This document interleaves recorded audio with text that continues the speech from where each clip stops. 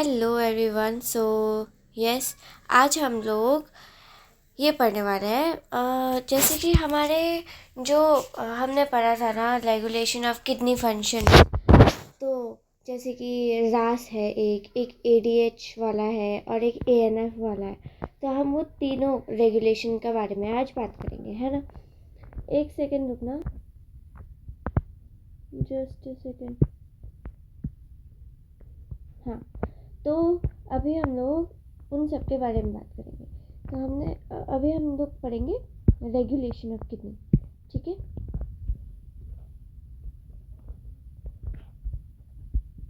Regulation of kidney functions.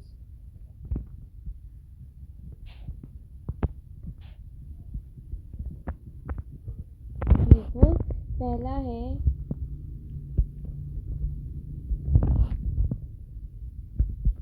एक था juxta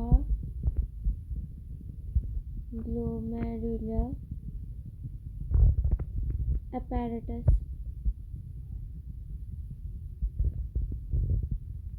जिसको हम क्या बोलते हैं, एक रास वाला है ना, मैं बताऊंगी फुल फॉर्म्स। और एक है हाइपोथैलेमस वाला, हाइपोथैलेमस, वो है एडीएच वाला। एंड एक है हर्ट वाला, वो हो गया एएनएफ, ठीक है। तो अभी हम लोग क्या करेंगे, हम लोग सबसे पहले ये वाला पढ़ेंगे। अब रास का फुल फॉर्म क्या है, सबसे पहले हम वो पढ़ते हैं। रास स्टैंड्स फॉर रेनिन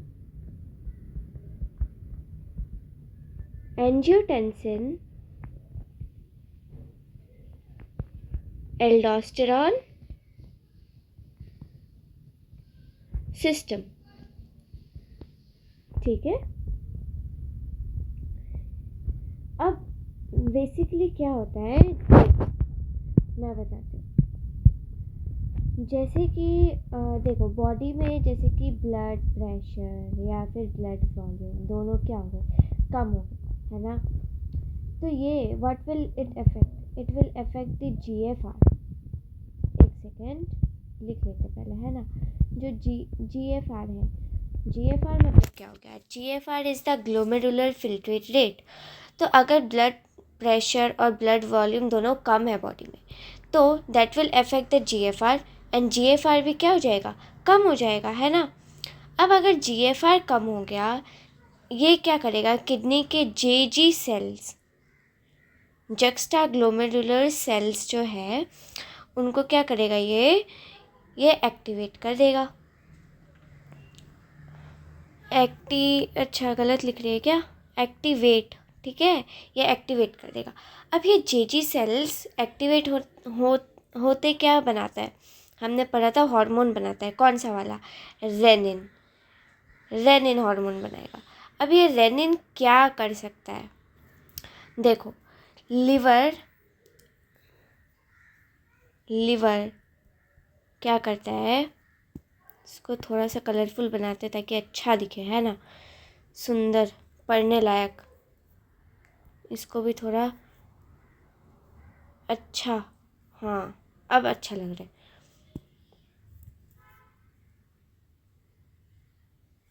चलो, तो लिवर क्या करता है, liver angiotensinogen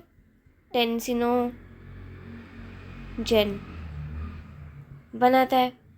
now this angiotensinogen is in the inactive form, ये इनएक्टिव रहता है, ठीक है। अब इसको एक्टिवेट करने के लिए रेनिन का हेल्प चाहिए होता है। तो एंजियोटेंसिनोजेन में जब रेनिन आ जाए, तो एंजियोटेंसिन क्या बनता है, अरे यार, हाँ, एंजियोटेंसिन 1 बनता है, ठीक है। एंजियोटेंसिन 1, इसको कन्वर्ट किया जाता है एंजियोटेंसिन 2 में, ठीक है। थोड़ा सा कंफ्यूजिंग हो सकता है, एंजियोटेंसिन 2 में। Now this conversion is due to by an enzyme. that enzyme is ACE and this is present in lungs.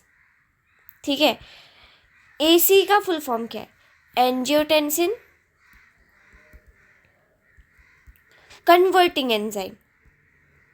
ठीक है, तो इस कन्वर्टिंग एंजाइम के वजह से एंजियोटेंसिन 1 को एंजियोटेंसिन 2 में कन्वर्ट किया जाता है ना. This angiotensin 2, what will it do?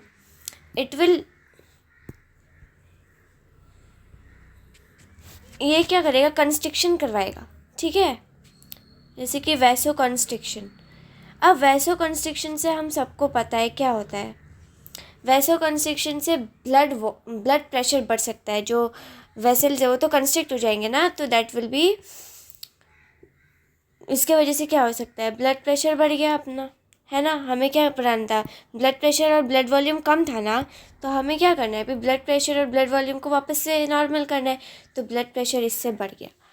और क्या कराएगा ये PCT है ना, PCT, इससे सोडियम आयंस एंड वाटर का रीएब्जॉर्प्शन कराएगा.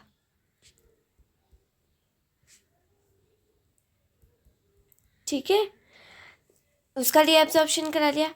और एंजियोटेंसिन क्या कर सकता है?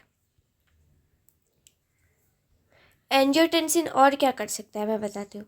जैसे कि हमारा जो एड्रिनल कॉर्टेक्स है, ठीक है, एड्रिनल कॉर्टेक्स, ठीक है, जो एड्रिनल कॉर्टेक्स है इससे एल्डोस्टेरॉन बनवाएगा.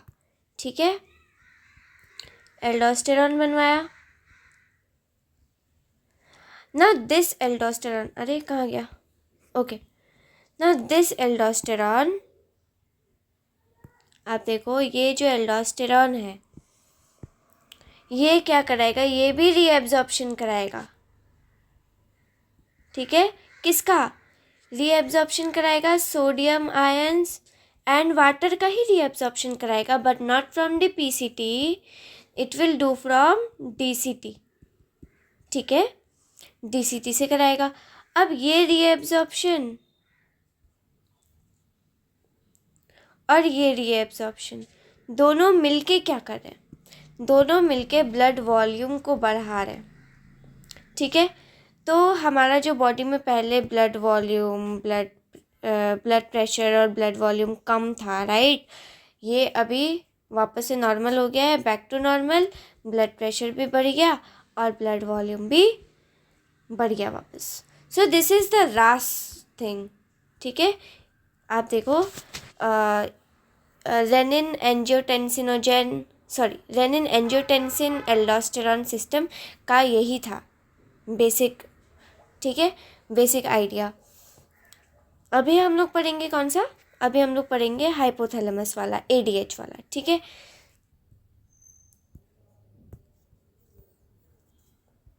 ये था number 1 and now will be moving to the second part. ये आप कॉपी कर लेना. और अगर चाहिए प्रॉपर प्री रिटन नोट्स तो कमेंट करना. टेलीग्राम का लिंक शेयर कर दूँगी, उधर सारे PDF अवेलेबल है. ठीक है, तो अभी हम पढ़ेंगे हाइपोथैलेमस वाला. ठीक है,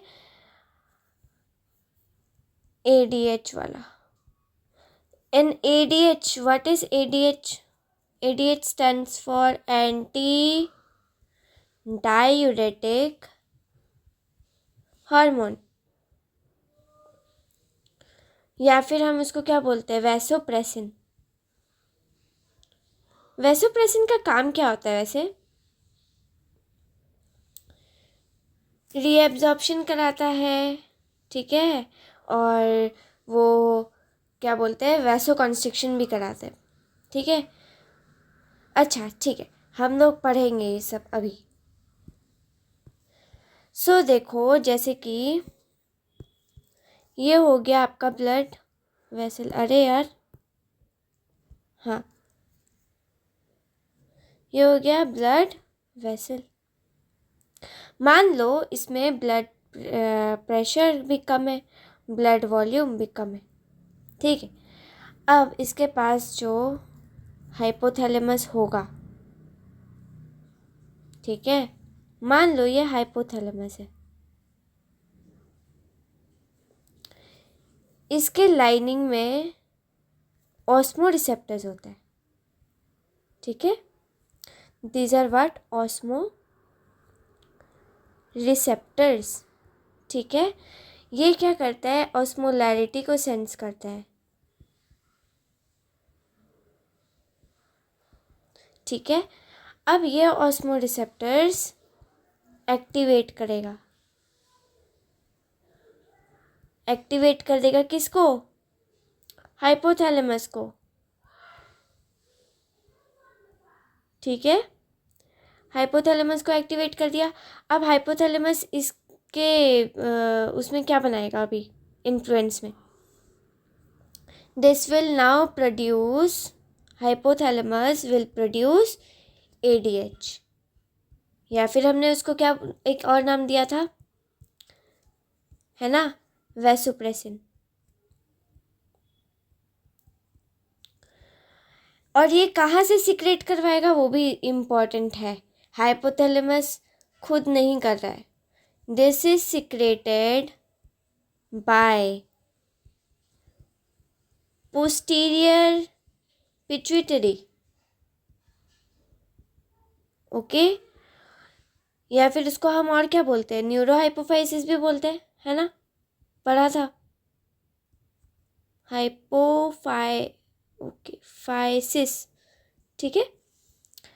अच्छा, अब इसका फंक्शन क्या हो गया, ये वैसोप्रेसिन का फंक्शन मैंने स्टार्टिंग में ही बताया था, है ना, एक तो वो रीएब्जॉर्प्शन कराएगा, रीएब्जॉर्प्शन कराएगा किसका, ऑफ वाटर फ्रॉम, कहाँ से, DCT से, एंड कलेक्टिंग डक्ट, CT लिखती हो अभी, ठीक है, कलेक्टिंग डक्ट से करा रहा है रीएब्जॉर्प्शन। और दूसरा फंक्शन क्या है, वैसोकंस्ट्रिक्शन, ठीक है। अब आप देखो रीएब्जॉर्प्शन से क्या होता है, ब्लड वॉल्यूम बढ़ जाता है, और वैसोकंस्ट्रिक्शन से क्या होता है, ब्लड प्रेशर बढ़ जाता है, दैट इज़ द थिंग, यही था बस ADH वाला फंडा, ठीक है। तो अब हम पढ़ेंगे थर्ड वाला भी पढ़ लेते हैं अभी, हार्ट वो ANF वाला, ठीक है। सो इसको इधर ही पढ़ा देते हैं क्या, चलो ठीक है। अब हम तीसरा पढ़ेंगे, आखिरी फंक्शन पढ़ेंगे हार्ट वाला, ANF। Now this ANF stands for atrial natriuretic factor. Atrial natriuretic factor क्या होता है, देखो, अरे अरे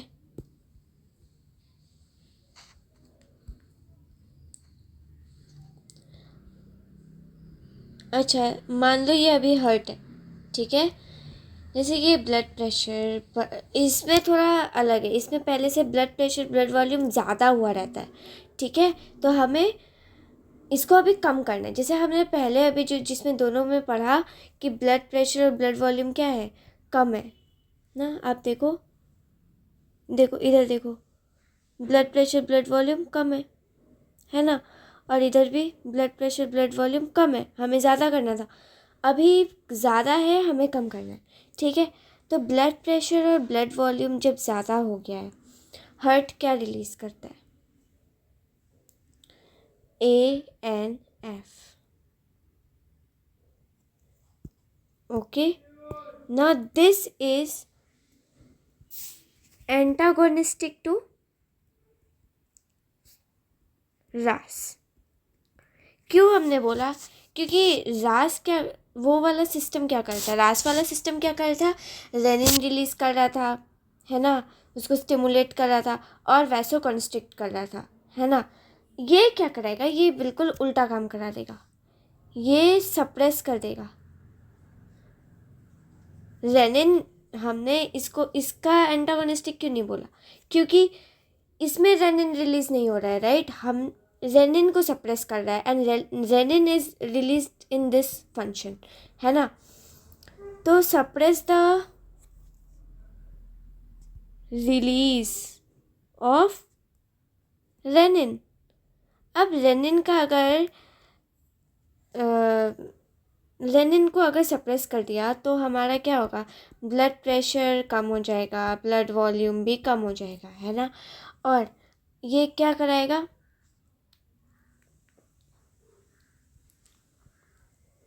वैसो डायलेशन करा देगा, जिसके वजह से क्या हो जाएगा, ब्लड प्रेशर वापस से कम हो जाएगा, है ना। तो यही था तीनों function. It was super easy और बहुत सिंपल सा है। थोड़ा हाँ कम्प्लेक्स लग सकता है पहली बार पढ़ोगे, 2-3 बार अगर आप रिवाइज करोगे तो ये भी याद हो जाएगा। It's not that tough. तो ऐसे ही टॉपिक वाइज पढ़ाते रहूँगी। नेक्स्ट जो भी टॉपिक पढ़ना होगा ऐसे ही मैं पढ़ा दूँगी, ठीक है। कमेंट करना कौन सा टॉपिक पढ़ना है। Till then take care and bye bye.